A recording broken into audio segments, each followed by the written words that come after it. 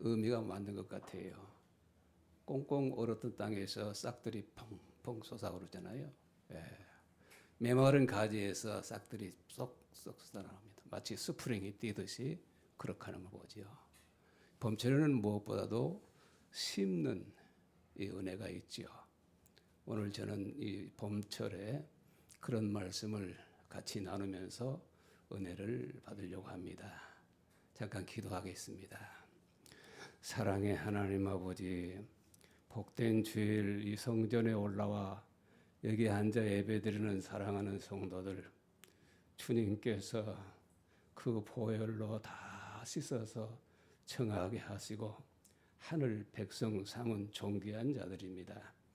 이들에게 종이 무엇을 말할 수 있겠습니까? 주님의 마음을 가지고 말씀 전하게 하여 주옵소서. 예수님 이름으로 기도드립니다. 아멘.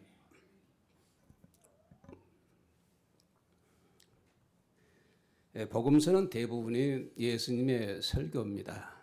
그런데 예수님께서는 주로 비유를 들어서 말씀을 하셨습니다. 이 비유는 지혜로운 이야기로서 상징적인 의미를 가지고 있습니다. 비유는 이미 알고 있는 것을 들어 이야기하기 때문에 듣는 자로 하여금 흥미를 갖게 하고 주의를 기울이게 하고 그리고 그 의미를 탐구하게 하는 그런 능력이 있습니다.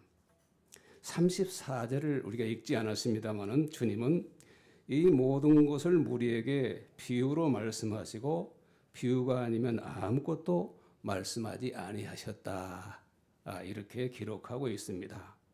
주님께서는 씨 뿌리는 비유, 겨자씨 비유, 누룩 비유, 그리고 밭에 감추인 보화 비유, 탕자 비유, 열처녀 비유 이런 비유들을 들어서 천국 복음을 전하셨습니다.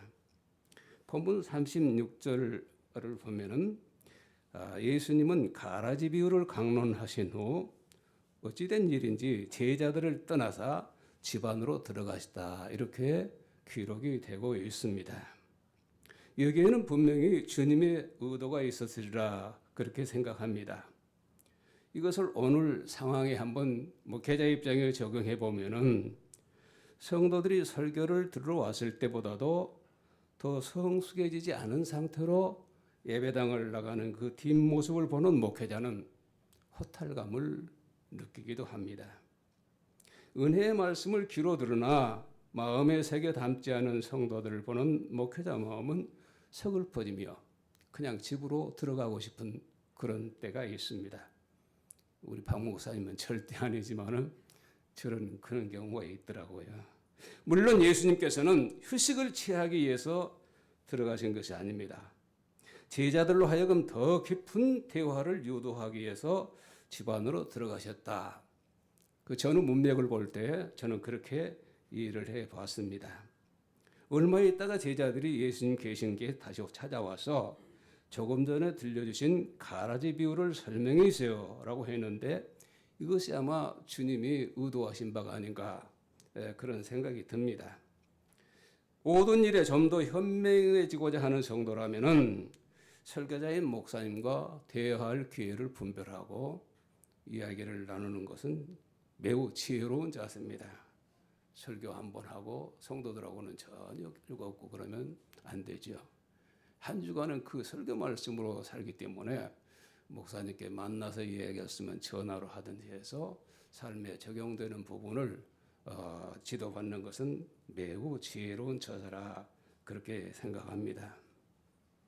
은혜로운 말씀을 귀로는 들으나 마음에 새겨 담지 않는 성도들을 볼 때에 참으로 안타깝지요. 예수님께서 이 제자들이 오셔서 말씀하실 때에 그 가라지 비유에 대해서 설명을 하셨습니다만은 차츰 제가 말씀을 드리겠습니다. 이 설교를 듣고 나서 우리 성도들이 세상적인 무익한 이야기를 함으로써 설교가 주는 교훈을 저버리는 경우는 매우 안타까운 일입니다. 제자들의 이런 요청에 암시하는 것은 그들이 자신의 무지에 대해서 인정하는 것을 부끄러워하지 않았다라고 하는 것입니다. 우리는 아는 바를 주장하는 것이 대단히 중요합니다. 그러나 자신들의 무지를 깨닫고 진지하게 가르침을 받고자 하는 이런 자세가 참 중요하다는 말입니다. 다행히 제자들은 아마 예수님 그 설교를 조금 주의 산만하게 들었던 것 같아요. 그러나 생각해 보니까 이 귀한 말씀 우리가 소홀히 여겼다 해서 다시 예수님을 찾아가서 이제 말씀을 들었다는 거예요. 이런 자세는 주님의 가르침을 받기에 합당한 자세라 그렇게 생각합니다. 성경에는 작은 것이 크게 된다는 비유의 말씀이 여러 군데 있죠. 씨앗을 뿌리는 농부의 비유도 씨 뿌리면 30배, 6배, 100배의 결실을 맺는다. 누룩 비유가 그렇습니다. 가루 속에 작은 누룩을 넣으면 부풀어 오른다라고 하는 그런 의미죠. 겨자씨 비유도 작은 겨자씨가 싹이 나고 자라서 큰 나무가 된다는 말씀. 이런 것들은 다 작은 것이 하나님의 은혜로 창대하게 된다 하는 가르침입니다. 이런 비유들은 복음의 확장성을 의미하는 것인데 이 복음의 확장성이라는 것은 곧 우리 생명의 확장성이라고 말할 수가 있습니다. 그런데 가장 합리적이고 과학적인 사고방식을 가졌다는 현대인들 중에는 심지도 않고 거두려 하는 그런 의식을 가진 사람들이 있습니다. 근데 좋지 않은 것을 심어놓고도 좋은 것을 거두려 하는 그런 생각을 하는 사람들이 있죠. 주님께서는 마태복음 7장 12절에서 그러므로 무엇인지 남에게 대접을 받고자 하는 대로 너희도 남을 대접하라. 이것이 율법이요 선지자니라. 성경 말씀과 그 전하는 분들의 하나 같은 교훈은 대접하라 하는 거예요. 우리가 남을 대접하는 것, 하나님 공경하고 또 이웃을 대접하는 것, 이것은 오늘 주제로 하면 심는 것과 같다라고 하는 것입니다. 우리는 이 평범하면서도 비움한 진리의 말씀을 통해서 이 봄철에 하나님이 주시는 말씀을 우리 마음밭에 꼭꼭 심는 그런 시간이 되기를 바랍니다. 첫째, 우리가 경작을 위해서는 심는 대로 거두는 진리가 있습니다. 좋은 것을 심고 나쁜 것을 심는 차이는 그 열매에서 분명하게 드러납니다. 어떤 이는 많이 심고 어떤 이는 적게 심는 이도 있을 것입니다. 세상에 태어나서 아무것도 심지 않고 사는 사람, 가는 사람은 없습니다. 지금 자리에 예배드리는 저와 여러분도 지난날에 무엇인가를 심었고 그리고 지금도 심고 있으며 앞으로도 심고 가꾸고 거두는 그런 삶을 계속하리라는 생각이 듭니다. 그런데 봄이 되어 농부가 밭에 씨를 뿌릴 때에 가만히 보면은 좋은 종자씨를 골라서 뿌린다는 것이죠.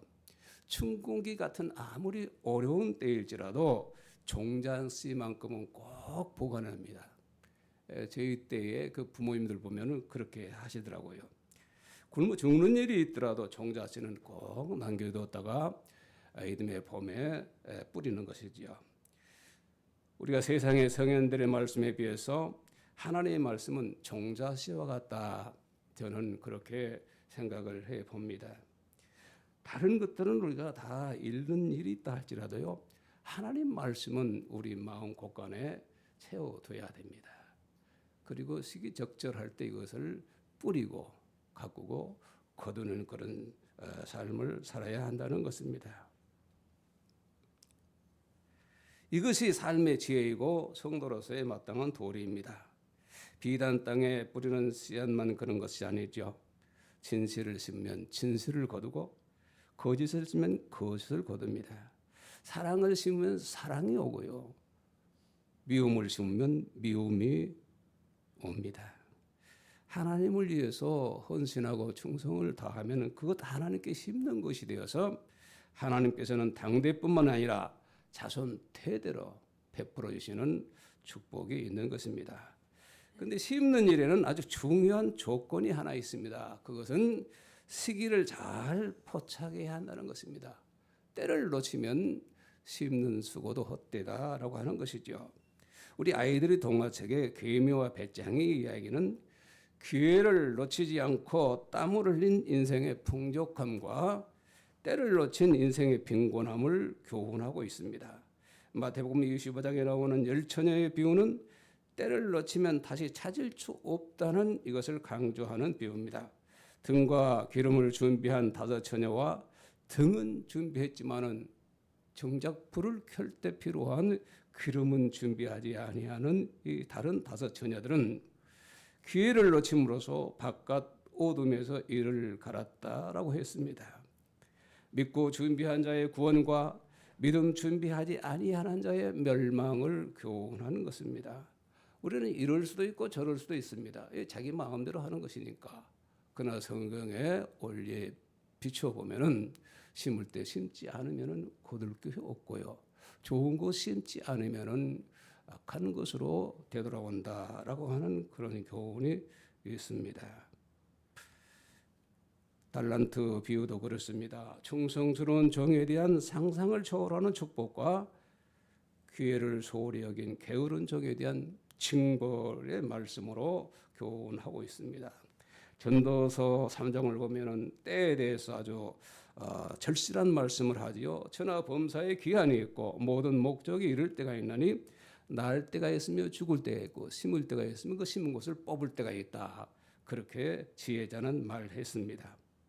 인간은 시간 속에서 살기 때문에 이 시간은 자산과 같은 것이라는 거예요. 한정된 이 시간 속에서 우리가 얼마나 열심히 심고 가꾸느냐에 따라서 그 인생이 달라진다 하는 것입니다. 1640년 존 허버드라는 사람이 미국으로 이민을 갔습니다. 그는 독실한 크리스천입니다. 그가 미국으로 이민 갔을 때에 그 수중에는 700파운드의 돈과 200여 권의 책이 고작이었습니다. 700파운드는 우리 돈으로 하면 200만 원 정도 해당되니까 물론 그때 환산하면은 작은 돈은 아닙니다. 그러나 그리 많지 않은 그 돈을 가장 값진 데 투자를 했습니다. 즉 목회자를 양성하기 위해서 하버드라는 조그만 신학교를 보스턴에 세운 것입니다. 그러나 그 하버드는 오늘 세계에서 가장 훌륭한 대학이 되어서 이 세상을 움직이는 지도자를 배출하는 보루가 되고 그 역할을 감당하고 있습니다. 그곳 하버드 출신 중에는 노벨상 수상자들과 대통령과 훌륭한 목회자와 신학자들 그리고 인류 복지를 위해서 수고하고 정의를 위해서 수고하는 공로자들이 빼곡하게 사진이 걸려 있다고 합니다. 700파운드의 돈과 200권의 책과 하버드스의 하나님에 대한 헌신과 세계 역사를 보는 안목이 오늘 세상을 지탱하는 하나의 씨알로 그 역할을 하고 있다라고 하는 것입니다. 잠언서 10장에 보면은 여름에 거두는 자는 지혜로운 아들이나 추수 때에 자는 자는 부끄러움을 끼치는 아들이라 그렇게 교훈하고 있습니다. 사랑하는 성도 여러분, 시기를 놓치지 마시기 바랍니다. 좀 자고 싶어도 쉬고 싶어도 놀고 싶어도 응당해야 할 그 일은 하고 그 다음 그렇게 하는 지혜가 있기를 바랍니다. 두 번째 경작을 위해서는 정성껏 가꾸는 진리입니다. 씨앗을 뿌린다고 해서 잘 되는 것은 아니죠. 싹이 나오도록 보살펴야 됩니다. 물론 잘 보살핀다는 것은 그저 다독거린다는 것만은 아닙니다. 우리가 자녀 양육에 있어서 오늘 좀 자녀 양육이 대단히 문제가 되고 있지 않습니까? 물론 칭찬을 위주로 해서 자녀를 양육해야 되겠지만은 잘못한 것은 잘못했다고 다른 사람이 지적하기 전에 부모가 그것을 일깨워 줘야 한다는 것입니다. 그래야 그 아이가 바르게 자랄 수 있다는 것입니다. 우리가 보리 농사를 보면요, 보리싹이 나올 때 그걸 밟아버려요. 저도 어렸을 때에 이 보리뚝을 가족들이 이렇게 다니면서 밟았던 그런 경험이 있습니다. 왜 그럴까요? 그렇게 해야만 이 병충해도 이기고 튼튼하게 자라서 결실을 한다. 우리 조상들의 지혜죠. 과일나무의 경우를 보면 적절한 때 거름을 주고 가지치기를 잘 해야 됩니다. 가지 하나에 열매가 더 열릴 텐데 하고 그대로 둔다든지 한 그루라도 심어서 더 수확을 보리라 라고 하는 것은 어리석은 일입니다. 그러면 그 과일 농사는 폐농하게 되는 것이죠. 자를 건 자르고 뽑을 건 뽑고 그래서 최대의 결실을 보려고 하는 이런 지혜, 적절한 지혜와 노력이 필요하다는 것입니다. 심은 대로 거둠이 불변에 질리지만은 여기에 변수가 있습니다. 바로 오늘 본문의 가라지 비유가 그것을 이야기하고 있습니다. 밭의 주인이 좋은 씨를 뿌려 놓았는데 원수가 와서 가라지를 뿌렸다. 이렇게 주인은 탄식을 합니다. 종의 주인에게 이야기합니다. 가라지를 뽑아버릴까요? 그랬을 때 주인은 그냥 두어라. 그 이유는 가라지를 제거하다가 곡식까지 상할까 염려되기 때문이라고 했습니다. 우리가 28절로 30절을 우리가 씁니다만은 이를 보면은 밭에는 좋은 씨와 나쁜 씨, 가라지가 함께 자라는 것을 볼 수가 있습니다. 분명히 나는 바른 일이라고 했는데 거기에 악재가 섞일 때가 있다는 것입니다. 그것은 내가 잘못한 게 아니에요. 세상에 그런 겁니다. 호시탐탐 노리고 있다가 항상 사단은 우리 마음 조금만 틈을 주면 들어와서 우리 마음밭에 못된 것을 심는 거죠. 그래서 화를 내지 않을 사람이 거룩해야 할 성도가 화를 내고 또 악한 생각도 갖고 주님께 반항하고 하는 그런 경우도 있지 않느냐 하는 것입니다. 철학자 임마누엘 칸트는 개신교 신학에 지대한 영향을 끼친 사람입니다. 순수 이성 비판이라는 건 최근 아주 그의 유명한 명제가 되고 있죠. 그는 인생에 대해서 세 가지 질문했습니다. 나는 무엇을 할 수 있는가라고는 자기 인식에 대한 질문입니다. 나는 무엇을 해야 되는가라고는 윤리 도덕에 대한 질문입니다. 그리고 나는 무엇을 바랄 것인가는 종교에 대한 질문, 이 세 가지를 질문했습니다. 그는 말하기를 사람은 당연히 도덕적으로 바르게 살아야 하지만 우리가 아무리 도덕적으로 바르게 산다고 해도 그만한 보장을 받지 못하는 모순된 현실에서 반드시 궁극적인 하나님의 심판이 있어야 한다. 그렇게 이야기를 했습니다. 그러므로 하나님은 계셔야 되고 인간에게는 참 자유가 있어야 되고 그리고 영원 불멸의 세계 천국이 있어야 된다. 그는 그렇게 강조했습니다. 사랑하는 성도 여러분, 하나님께서 세상에 악한 것들을 왜 이것을 허락하셨느냐고 우리가 따져서는 안 됩니다.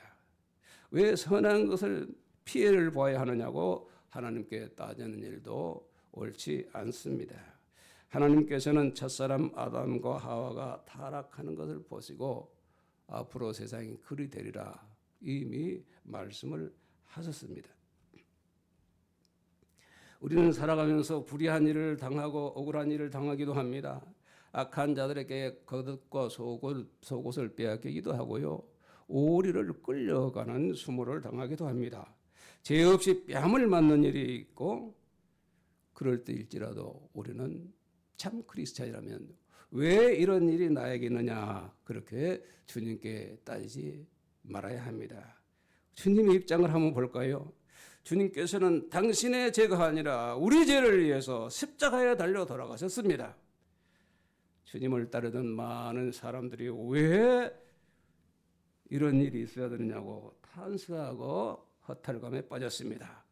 그러나 정작 그 일을 당하신 주님은 그 일을 당신이 당하여야지만 공의의 하나님께서 죄인을 구원하시는 일이 성취된다. 그렇게 타이르시면서 십자가 고난을 담담히 받아들였습니다. 그래서 제자들에게는 십자가의 사건이 갈등과 모순을 가져다줬지만은 주님에게는 그 고난이 하나님의 뜻을 성취하는 역사가 되었던 것입니다.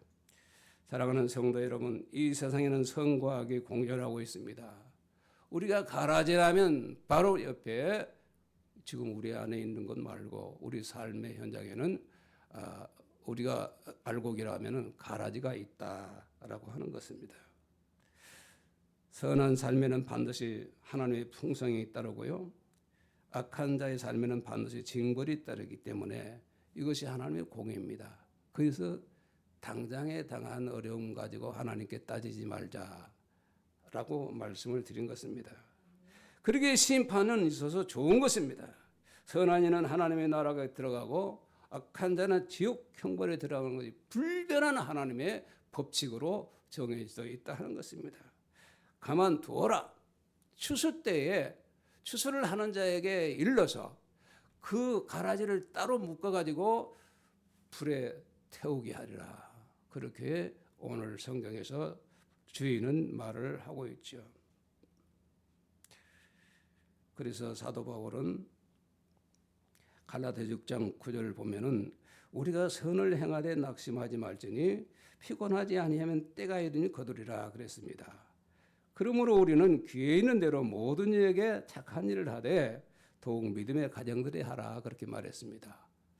여기서 제가 하나 강조하고 싶은 것은 모두를 우리가 사랑해야 됩니다. 협력해야 됩니다. 그러나 믿음의 가정들은 소중합니다. 제 말 오해하지 마시기 바랍니다. 혈육의 정을 가지고 태어난 사람도요, 믿는 자와 믿지 않는 자가 있습니다. 그럼 분명히 영적으로는 믿는 자는 하나님께 속한 자고 믿지 않는 자는 그가 내 남편이라도 내 아내일지라도 내 사랑하는 자녀일지라도 사단에 속해 있다라고 하는 것입니다. 여러분 그런 차원에서 우리가 참 그리스도인이라고 하면 얼마나 우리가 참 은혜로운 존재들인지 몰라요. 옆에 분들 한번 보세요. 잘생겼다 못생겼다 가졌다 못 가졌다 그렇게 판단하실 것이 아니라 하나님께서 예수 그리스도를 통해서 구속받은 소중한 존재라고 하는 거예요.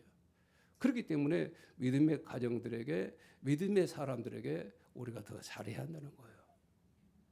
성도 안에 서로 질투하고 성도 안에 서로 헐뜯고 이렇게 하는 것은 성도가 하는 일이 아님을 아시기 바랍니다.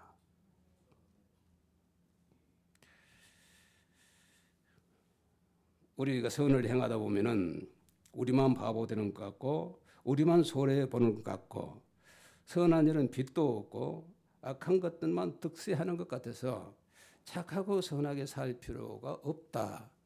솔직히 그런 생각이 들지요. 이럴 때 아주 좋은 속담이 있는데요. 구더기 무서워서 장 못 담그랴. 구더기가 있어도 장은 담궈야 됩니다. 가라지가 있어도 우리는 알곡으로 성장을 해야 한다는 거예요. 그 결과는 가라지는 얼마 있으면 풀못에 들어갈 것이기 때문이라는 것 같습니다. 사랑하는 성도 여러분, 스피노자는 내일 세계에 종말이 온다 할지라도 오늘 한 그루의 사과나무를 심겠다 그 말을 했잖아요. 우리도 마찬가지입니다. 내일 지구에 종말이 온다 할지라도 오늘 우리는 복음의 씨앗을 심어야 됩니다. 선을 포기하지 않아야 됩니다. 뿌리는 사명을 포기해서는 안 된다라고 하는 것입니다. 마지막으로 거두는 축복의 진리입니다. 예수님께서는 본문에서 18절 본문 앞에서 18절 23절에 그 유명한 씨 뿌리는 자의 비유를 제자들에게 가르치셨습니다. 18절 그런즉 씨 뿌리는 비유를 들으라. 아무나 천국 말씀을 두고 깨닫지 못할 때는 악한 자가 와서 그 마음에 뿌려진 것을 빼앗나니 이는 곧 길가밭이요.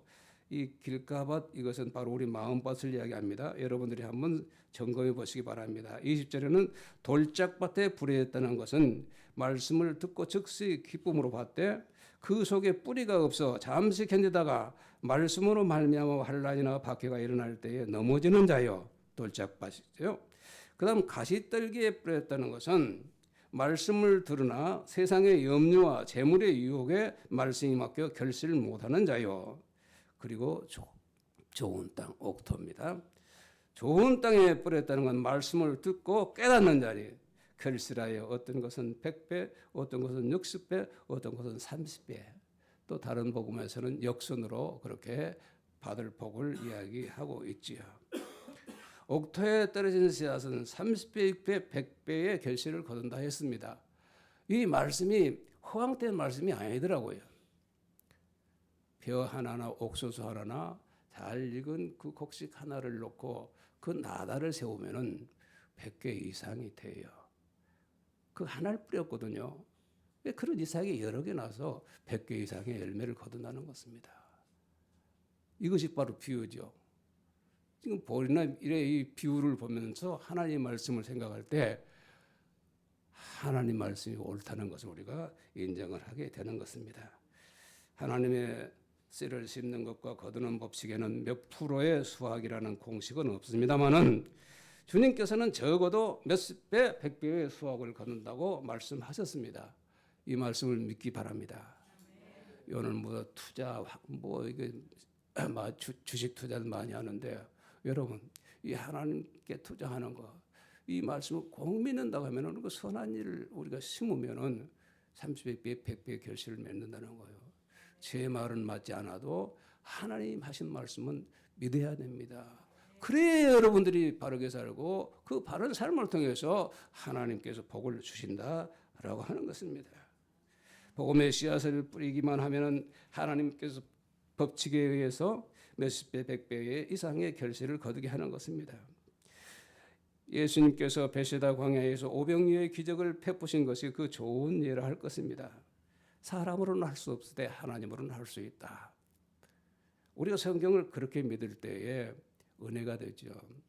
암송 그렇게 어렵게 부담스러워지지 하루 성경 석장 읽는 거 그거 그렇게 제쳐놓고 할 일이 결코 아닌 것을 우리가 알아야 됩니다.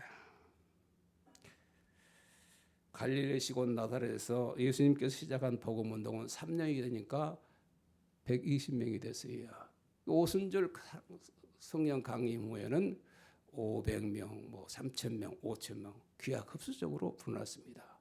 2000년이 지난 지금은 수억의 그리스도인들이 있다는 거예요. 그때 심은 하나를 씨알이 우리가 보면 이렇게 엄청난 열매를 거두고 있다는 것입니다. 주님은 우리에게 그걸 가르친 거예요. 아무리 여건이 어려워도 우리가 할 것은 해야 되는 겁니다. 심을 것은 심어야 되는 겁니다. 그러면 때에 따라서 적절한 시기에 우리 시기를 짜주면은 그건 완전하지가 못해요. 하나님이 나를 보실 때 가장 적절한 시기에 반드시 하나님은 복을 주신다는 것을 믿으시기 바랍니다. 부자와 나사로 이야기는 마땅히 심어야 할 사람이 심지 않았기 때문에 얼마나 큰 저주를 받았는지를 말씀해 주는 주님의 비유입니다. 정성을 다해 심고 물을 뿌리고 가꾸면은 하나님께서 그 보답해서 많은 열매를 주신다는 것 여러분 마음속에 꼭 새기시기 바랍니다. 우리가 그렇게 좋아하는 음악을 구성하고 있는 음계는 모두 8가지입니다. 이 8가지 음들이 핸델이나 베토벤이나 모차르트나 하이든이나 그리고 우리가 김주영 목사님 같은 이 음악가들의 손에 조리가 되면은 엄청난 은혜를 우리에게 끼치게 되는 거예요. 사람의 마음을 감동시키고 기쁨을 주고 희열을 주는 그런 음악이 된다라고 하는 것입니다. 영어의 알파벳이 26개도 마찬가지입니다. 이 알파벳이 셰익스피어나 톨스토이 같은 위대한 문인들에게 조리가 되면은 역사를 말하고 인간을 말하고 진리를 말하는 참으로 훌륭한 문장을 만들어내는 것입니다. 우리말 한글 모음자음 20글자도 여기에 못지않지요. 그러나 이것들이 하나하나 떨어져 있으면 아무 의미도 없는 것에 불과하다 하는 것입니다. 이것들이 결합하면 세상의 모든 것을 표현하는 살아있는 문장이 되는 것입니다. 우리가 일생 동안 행한 선행들이 개별적으로 보면은 시시한 것 같고 보잘것없는 같지만은 그것들이 하나하나 뭐하지? 나는 잊어버리고 있지만 하나님은 다 하나님은 쉽게 말하면 장부 속에 다 기록이 되어 있다는 거예요. 그 심판 때 그걸 내가 직고한다고 그러지 않습니까? 한번 따라합시다. 나는 모르고 있지만은 하나님은 다 기억하고 계신다. 우리를 벌 주려고 하신 거 아니라 이 어려운 세상에서 내 백성들이 그래도 선하게 살고 착하게 살고 그런 것을 내가 외면하지 않겠다. 그렇게 해서 기억하고 계신다는 것입니다. 우리가 일생 동안 선행하는 것 이거 여러분들 힘써 하시기 바랍니다. 여러분이 잘 아는 진화론자 찰스 다윈은 영국 박물학자지요. 1931년 12월부터 36년까지 한 5년 동안 그는 비그로를 타고 세계를 일주하는 그리고 그 후에 비그로의 항해이라는 책이 나왔습니다. 그 책에 실린 이야기 한 토막을 설명을 하면요. 다윗은 남아메리카의 치에라 델 휘고라고 하는 섬에 가서 얼마 동안 지낸 일이 있습니다. 그곳 주민들은 포악하기 짝이 없었습니다. 완악하고 위험하고 난폭하고 부도덕한 사람들이었습니다. 그는 한 사람이라도 좋은 사람 되게 해보려고 애쓰다가 실패하고 말았습니다. 그 후에 여러 해가 지나서 그곳을 다시 찾게 되었는데 그곳 믿지 못할 모습들을 보게 되었습니다. 섬 사람들이 전혀 다른 사람이 되어 있었습니다. 그들은 고상한 인품과 건전한 도덕 생활을 하고 있었습니다. 그야말로 지상 낙원이 되었습니다. 지옥 같은 그곳이 지상 낙원이 되어 있더라는 것입니다. 어찌된 일인가 알고 보니까 회건이라는 선교사가 그 섬에 들어와서 복음의 씨앗을 심고 바꾸었는데 하나님의 복음을 들은 사람들이 선악을 알고 회개함으로써 선한 그리스도인이 되어서 그렇게 좋은 세상을 만들었다는 것입니다. 우리가 꼭 환경만 탓할 것 아니에요. 이건 변명입니다. 어떠한 열악 한가운데 있을지라도 하나님이 나를 보시고 하나님이 나를 도우시고 내가 하나님 뜻에 합당한 일만 하면은 얼마든지 하나님 나를 통해서 역사하신다 하는 이 믿음을 우리가 가져야 됩니다. 다윗은 이 사실을 알고 너무 감동을 받았습니다. 그래서 자신의 집을 예배당으로 내주었다라고 합니다. 그리고 나는 수년 동안 노력했지만 술주정뱅이 한 사람도 바로잡지 못했는데 회건 당신은 하나님의 복음으로 이 섬 전체를 변화시켰습니다 라고 인정하면서 회건 선교사에게 경의를 표했다고 합니다. 여러분, 이것이 기독교 선교의 역사며 복음 역사의 확장입니다. 우리 목사님 네 분도 지금 선교하시는 분인데 힘들고 어려워도 뿌린 씨앗은 반드시 결실을 맺으리라 그렇게 확신하시고 힘내시기를 바랍니다. 사랑하는 번성가정 여러분, 무엇을 심고 가꾸시겠습니까? 복음을 심어야 됩니다. 복음을 심어야 됩니다. 주님은 때를 얻든지 못 얻든지 말씀을 전하라고 했습니다.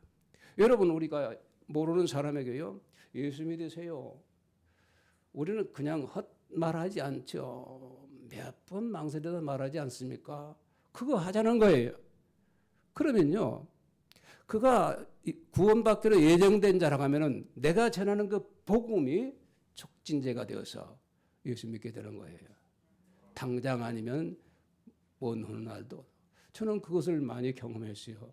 내 사랑하는 가족들에게서 그렇게 경험하고 있어요. 복음을 전하는 거 우리는 때를 못 든지 해야 됩니다. 아니 지금은 뭐 전달 때 아니야. 지금 뭐 그럴 때가 아니지. 차츰하지. 이렇게 하는 것은 직무유기라 하는 것을 아시기 바랍니다. 두 번째는 축복을 심어야 됩니다. 우리 주님께서는 제자들을 파송하실 때 어느 집에 가든지 축복해 주라고 그랬습니다. 평안을 주라고 했습니다. 우리 그리스도인은 저주하는 사람들이 아닙니다. 우리는 축복을 해야 되는 사람들이에요. 할렐루야. 여러분, 우리가 축복하는 말을 하는데 침 뱉을 사람이 있어요? 없어요. 불신자와 대화도 우리가 축복을 해주면 그들도 마음이 열리게 되는 겁니다. 우리 축복하는데 뭐 인색이에요. 세상 사람들은 축복이라는 단어를 잘 모르잖아요. 그러나 우리는 그 아주 귀가 닳도록 배우고 전문가 아닙니까? 그러니까 목사님이 우리에게 축복하듯이 우리도 이웃들에게 축복을 해야 한다는 겁니다. 이것은 씨앗을 심는 것과 같습니다. 몸과 마음을 하나님께 드려야 됩니다. 주님께서 기뻐하실 가장 귀한 헌신입니다. 이 몸, 마음, 뜻, 정성 다해서 하나님을 경외하라 라고 하는 말씀입니다. 또 물질도 하나님께 드려야 됩니다. 목사님 그 말씀은 안 하면 좋겠는데 그런 분들도 있을지 몰라요. 저는 우리 번성교회가 작지만 그래도 감사한 것은 대부분이 11조를 하는 믿음을 가지고 있다는 거예요. 물론 그러지 못한 분들이 있어요. 내가 알죠. 마음에 거의 강단에서 기도할 뿐이죠. 그러나 그분들도 하나하나 이렇게 해서 11조에 참여하는 것은 너무 감사해요. 또 우리 목사님 오셔서 잘 이렇게 인도하니까 난 늘 물어봐요. 목사님 재정이 어려울 텐데요. 많이 흘러 들어옵니다. 목사님 걱정하지 마십시오. 그래요. 그 흘러 들어오는 것은 다른 데서 들러오는 것도 있겠지만 여러분들이 정말로 피땀 흘려서 얻은 귀한 것을 주님께 드리는 이 자세가 중요합니다. 먼저 주님.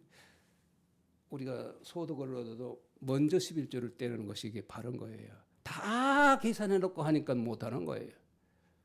아무리 얻어도 그냥 먼저 이것은 하나님 것 하고 떼놓는 거예요. 하나님이 빙그리 웃었어요. 너 필요한 것 있지? 채워주시는 겁니다.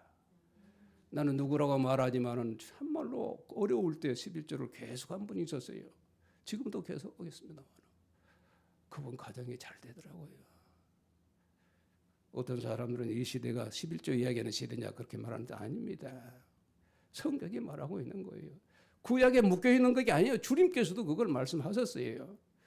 여러분, 이 물질로 심는 것 하나님께 심고 이웃에게 심는 일 여러분 이거 게으리 하지 마시기 바랍니다. 갈라디아 6장 7절은 스스로 속이지 말라. 하나님은 만으로 여김을 받지 아니하시니라. 무엇으로 심든지 그대로 거두니라 하겠습니다. 이 만이라는 말은 미크테르조라고 하는데 콧김이라는 미크테르에서 온 말입니다. 즉 코드듬치다. 하나님은 우리 어떤 것을 하든 코드듬치고 없인 여기지 않으세요. 다 기억하세요. 그건 엽전 두 입을 헌금한 과부를 부자가 드리는 헌금보다 더 귀하게 여기셨다 하는 데서 우리는 하나님 주님 마음을 이룰 수가 있는 것입니다. 얼마 그것이 중요한 게 아니에요. 우리가 하나님께 마음을 다해서 드릴 때에 하나님은 그것을 받으시고 기뻐하신다는 것입니다. 우리는 자신을 위해서는 최소한 대의 삶을 살 필요가 있고 타인을 위해서는 최대의 마음을 써야 합니다. 씨앗을 심는 것은 인생의 진리입니다. 정성껏 깎고는 진리입니다. 거두는 축복의 진리가 있습니다. 무엇을 심을 것입니까? 복음을 심읍시다. 축복을 심어줘야 합니다. 몸과 마음으로 헌신해야 됩니다. 물질로 하나님께 드려야 됩니다. 금년 한 해 동안 이렇게 사실 성도 여러분에게 뿌리고 심고 가꾸는 그 기쁨으로 가득 차기를 주의 이름으로 축복합니다. 걸어가신 하나님, 이 정이 또 한 달 만에 우리 사랑하는 성도들에게 말씀을 전했습니다. 종은 두서없이 전했을지라도 우리 성도들 마음속에 주님께서 심겨지게 해 주시어서 이제부터 열심히 심고 부지런히 가꾸고 그래서 풍성히 거두는 우리 본성 가족들 되게 하여 주옵소서. 예수님 이름으로 기도드립니다. 아멘.